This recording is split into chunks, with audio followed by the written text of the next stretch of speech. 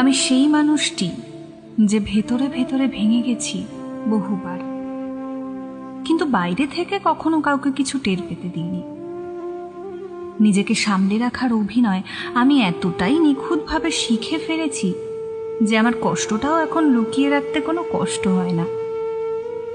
কারোর আচমকা পরিবর্তন, কথার উষ্ণতা কমে যাওয়া, আগ্রহের জায়গায় উদাসীনতা, এই ছোট ছোট বিষণ্ণতা আমাকে নিঃশেষ করে দেয়।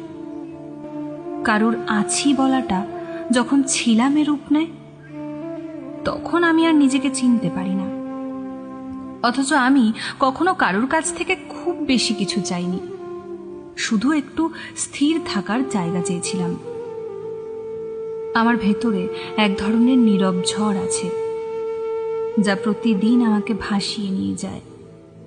আমি চেষ্টা করি নিজেকে শক্ত করে ধরে রাখতে, কিন্তু প্রতিবারই নিজের ভেতরের ভাঙনটা আর সামলাতে পারি না।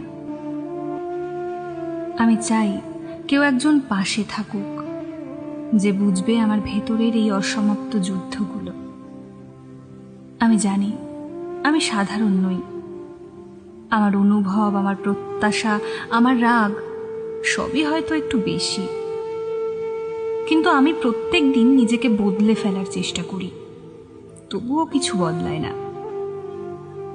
তাই যদি কখনো তোমার মনে হয় আমি বোঝা হয়ে গেছি, তবে চলে যাওয়ার আগে অন্তত একটিবার বলে যেও।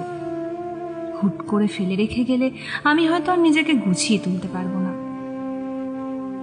কারণ যাকে আমি আপন ভাবি, তার দেওয়া ফাঁকা জায়গাগুলোয় আমার সবচাইতে বেশি কষ্ট হয়।